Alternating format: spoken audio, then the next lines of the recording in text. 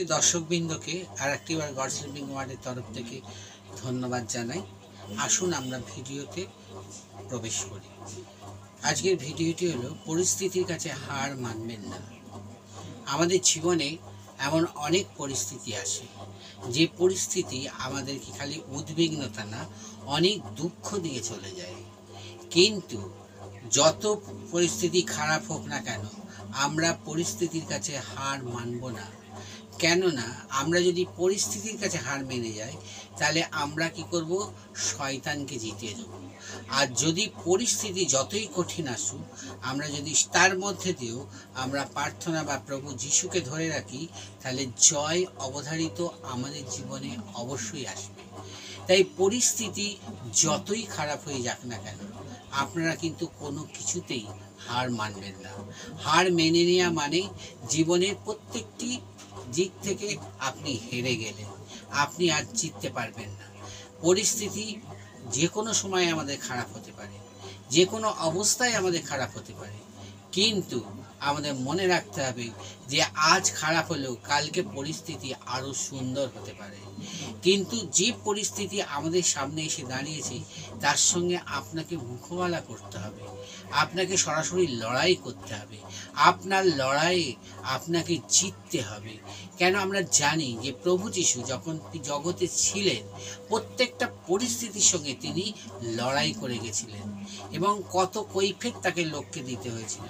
কত ফরিসি, কত কপটিরা তাকে বিভিন্নভাবে পরীক্ষা করেছিল।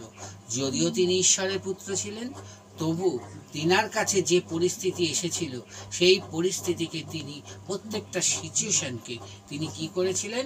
তিনি লড়াই করেছিলেন। আজ আমাদের লড়াইয়ের দিন এসে গেছে।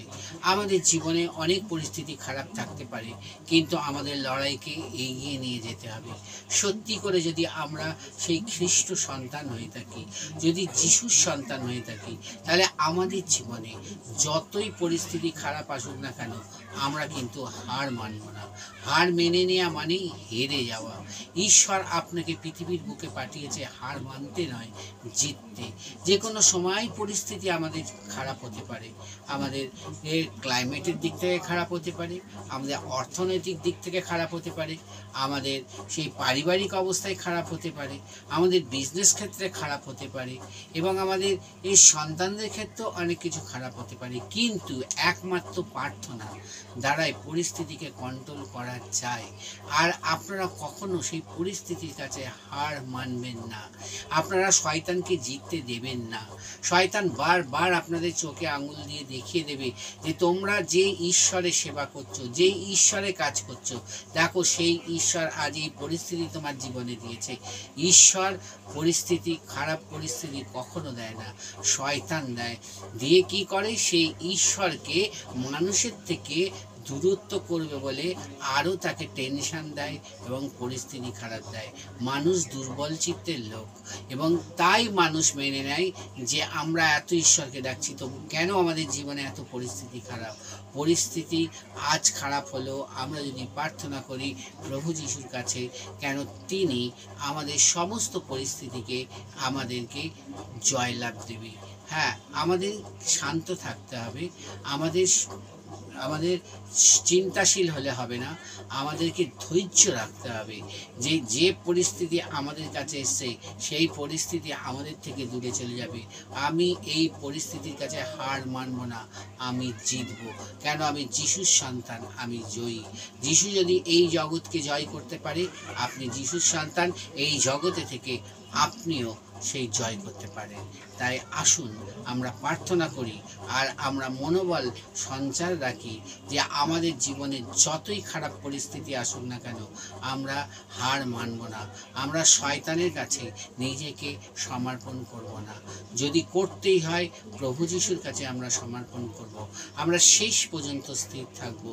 তিনি আমাদের পৃথিবীতে পাঠিয়েছেন, তিনি আমাদের গঠন সকল জানেন, তিনি আমাদের সমস্ত কিছু জানেন।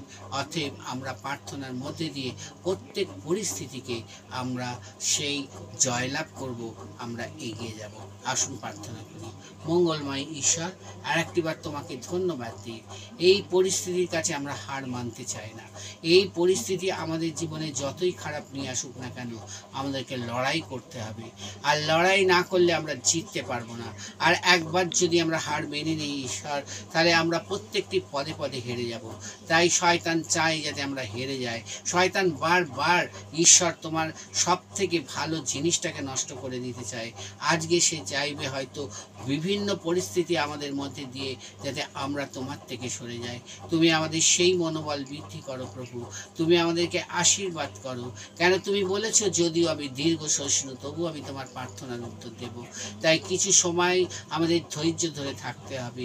যে কোনো অবস্থায়, যে কোনো পরিস্থিতিতে আমরা নিজেকে কোনোদিন ভেঙে ফেলবো না। কেন আমরা সেই ঈশ্বরের সন্তান। জয়ই আমাদের একমাত্র কাম্য। তাই এই জয় নিয়ে আমরা এগিয়ে যাব। সমস্ত পরিস্থিতিকে আমরা জয় করব, কিন্তু হার মানব না। যিশু, আজ তোমার কাছে আমরা নিজেদেরকে সমর্পণ করতে চাই। তুমি আমাদের মনোবল দাও, তুমি আমাদের শক্তি দাও, তুমি আমাদেরকে বুদ্ধি দাও, আমাদের জ্ঞান দাও। এই যে খারাপ পরিস্থিতি এলে আমরা কিভাবে লড়াই করব, এই লড়াইয়ের মতো ক্ষমতা আমাদের দাও। আমাদের দুর্বল চিত্ত থেকে প্রভু তুমি আমাদের সবল চিত্ত করো। তুমি দয়া করে অনুগ্রহ করো। আজকে যত ভাই বোন আজকে এই ভিডিওটা দেখবে, যদি তাদের জীবনে এই খারাপ পরিস্থিতি এসেও থাকে, তাহলে প্রভু তারা আজকে প্রার্থনার মধ্যে দিয়ে তাদের জীবনে তারা জয়লাভ করতে চলেছে। এবং তারা যদি বিশ্বাস করে, তাহলে ঈশ্বরের মহিমা তারা দেখবে। যিশু, তোমার নামে জয় হোক। আমরা শয়তানের না প্রভু, আমরা তোমার সন্তান।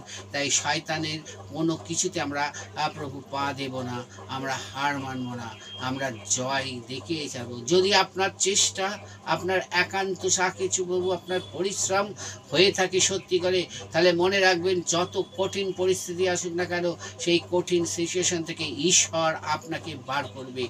ঈশ্বর আপনার সহবর্তী, ঈশ্বর আপনাকে আশীর্বাদ করবে। এই প্রার্থনা দয়াল যিশু তোমারই কাছে রাখলাম, শ্রবণ ও গ্রাহ্য করো। আমেন।